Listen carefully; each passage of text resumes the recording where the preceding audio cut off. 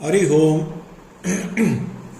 In the last verse, Lord Krishna advised Arjuna that, like you kick out your old worn out chariot and buy a new one, the master of this body, that is the soul, kicks out the worn out body and takes a new one.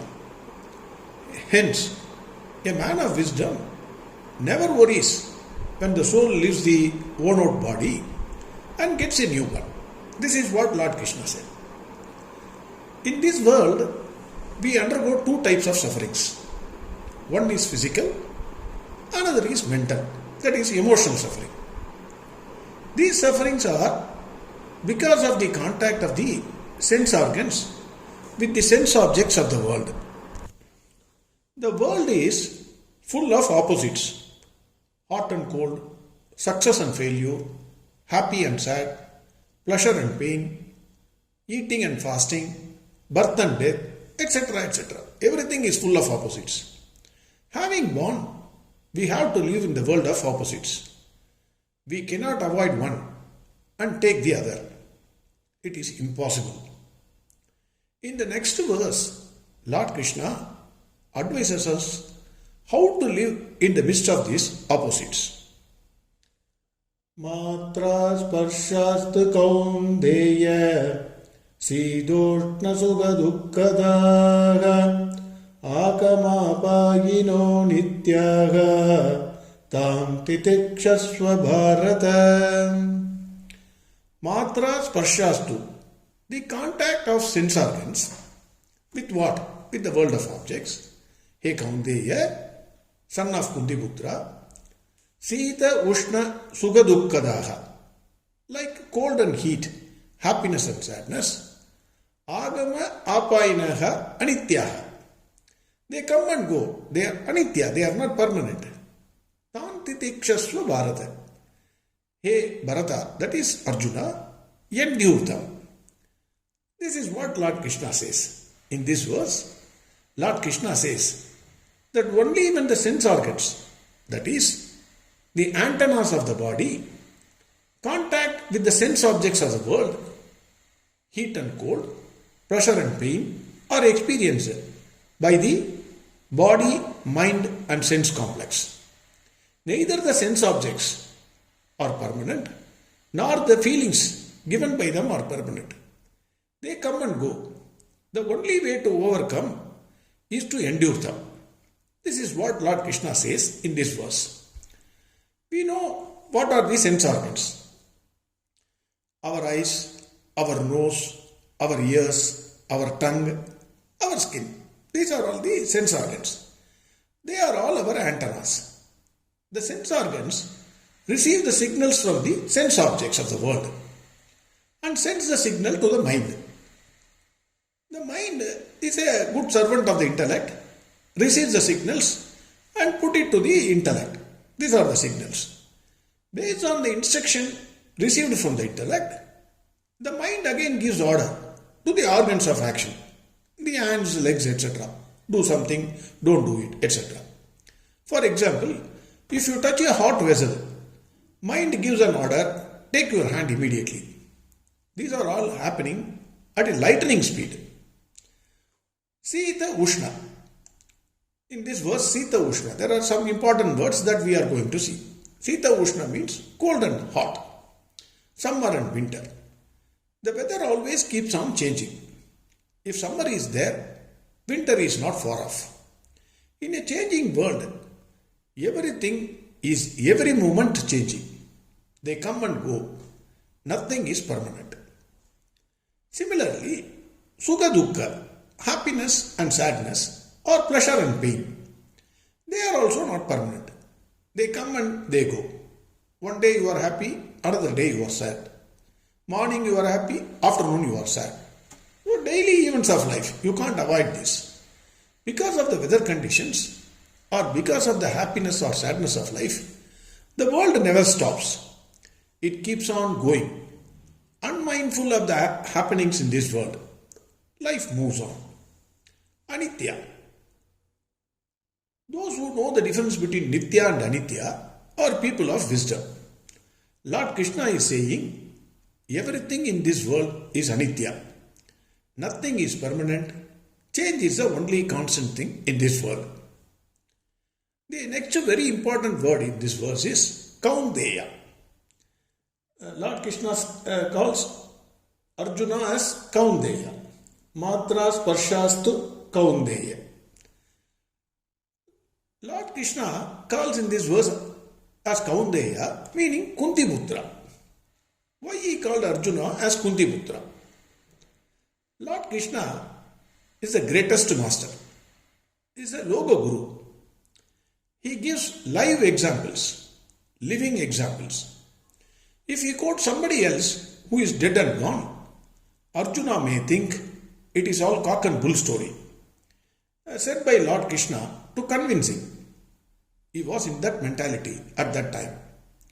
Arjuna wants to run away from the battlefield because if he fights in this war, sorrow will come to him.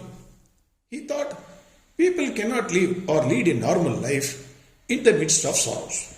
So he wanted to avoid sorrows. Krishna wants to give Arjuna a live example from his own life. He quotes Kunti Mata as example. Kunti Mata, life is full of sorrows. Even before her marriage, she tried a mantra. Because of her extreme curiosity, she got a baby before marriage. She was a queen. She was terribly afraid. She suffered huge mental agony. To escape that agony, she put her baby, her own son, in a basket and put that in the river. More mental agony. Her husband died when her children were young. Again agony. She went to palace where Duryodhana used to fight with Pandavas because of jealousy. Even in palace, she suffered agony. Then Duryodhana tried to kill Bhima by poisoning. More agony. Then Duryodhana sent Pandavas to a house which will easily catch fire. He wanted to kill all of them. Again pain. Then he made Yudhishthira to play dice game. Cheated. Dushasan tried to disrobe her daughter-in-law in the king's court. Extreme mental pain. Then all of them were sent to forest. Living in forest is not joyful. It is again pain. Then they came back and asked their share of kingdom. Duryodhana refused. Severe mental stress for Kunti Mata because many will die if war happens. Then Krishna sent her as emissary to Karna and requested him to join Pandavas. She disclosed to Karna that she is her own son. Lot of shame on her face. Karna said, Mata, I will not kill all the Pandavas.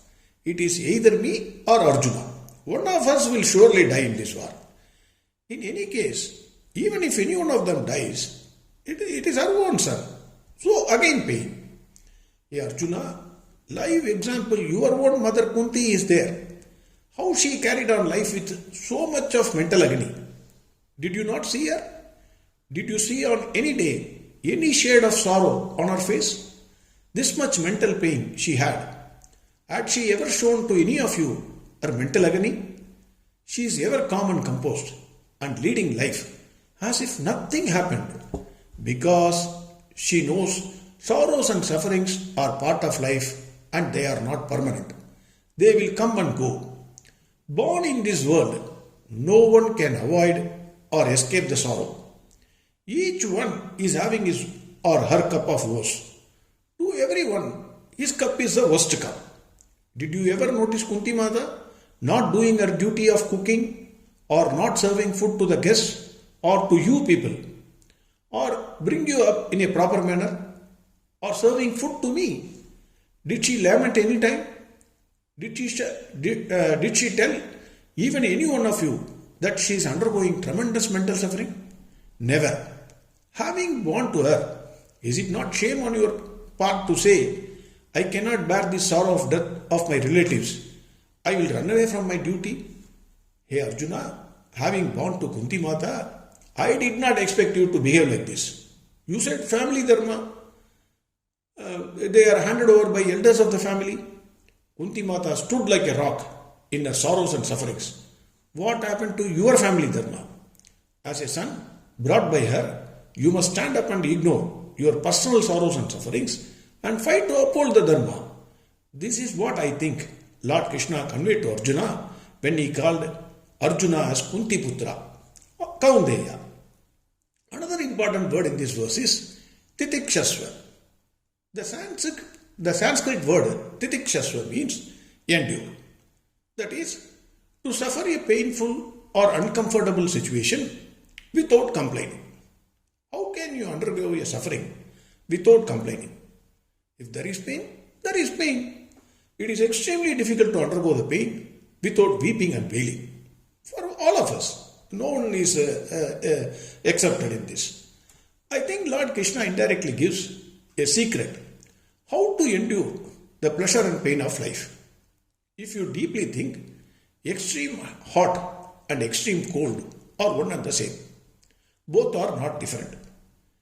If there is extreme hot, you will suffer. If there is extreme cold, again you will suffer. Both are opposites and reverse of the same coin. What do we do when something is very hot? Let us take pressure cooker for example. Pressure cooker, on the side if you notice there is a rubber small thing which has been given.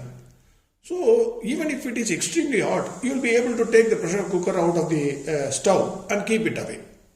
Similarly, when it is extremely cold, we cover ourselves with a thick sweater. The sweater protects us from the winter. This is for example. This way we both enjoy the summer and winter, whatever it is, hot or cold. In both summer and winter, we introduce one element, a protective element, and enjoy both summer and winter. Similarly, when Lord Krishna says, Titikshasva, it looks to me, he is not saying you silently suffer, you enjoy it. How can one enjoy the sorrows? Let us see one more example. Take the example of a small baby, 3 or 4 year old baby. While running, it falls down. It cries. Small scratch on the leg. Pain. Some bleeding is there. If you are the mother or a grandpa who is standing there, what will you do? You will show the baby some dog. Then you will ring a bell, or you will show some aeroplane or a moving helicopter toy. Then the child stops its cry and then smiles. Is the pain for that baby gone? At that time? No. The pain is there. In spite of the pain, the baby smiles. The child's attention is diverted from the pain on its leg to something else. In this way, Titikshasva, the child is silently suffering. It has the pain, but still it smiles. In our case, Lord Krishna says, whenever there is a pain, divert your attention to me. I will ensure that you will not be affected by the sorrows and sufferings. There are protective covers like bhajans, kirtans, chanting of nama, etc. etc. Again, if you see Kunti Mata, how she was enduring all these sufferings. She is the greatest devotee of Lord Krishna.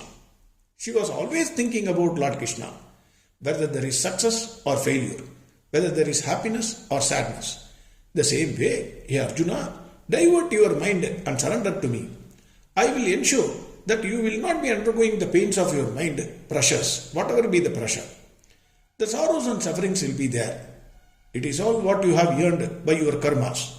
But if you surrender to me by diverting your attention on me, I will ensure that you will not feel the pain like an anesthesia given to a patient undergoing surgery. This way, you can endure the sorrows and sufferings. The simple technique is diverting your mind from the lower to the higher. When happiness comes, Kunti Mata used to thank Lord Krishna, saying, Hare Krishna, we don't deserve this. There are many who are more knowledgeable and more deserving than us. But because of your mercy, you have showered this on us. Thank you very much, Lord Krishna. Please do not let my ego to take control over me because of this success. Please bless me. Similarly, when sorrow comes, Kunti Mata used to thank Lord Krishna and say, Hare Krishna, who is more blessed than me? I must have committed something terribly wrong, where I should get 1,000 whips as punishment. You are giving only 10 whips. But even then, I am unable to bear this. I deserve much severe punishment. I surrender to you. Please bless me and save me. This is what used to be our prayer. In this verse, Lord Krishna reminds Arjuna about Kunti Mata, calling him as Kunti putra, Kaunteya, and says how to carry on life, being the son of Kunti in the midst of opposites which are not permanent. In the next verse, Lord Krishna says, who is fit for liberation? That is moksha. Sorry, this time it is little longer. I will try to reduce it within 10 minutes. Arihom Sarvam Krishnarpanamastu.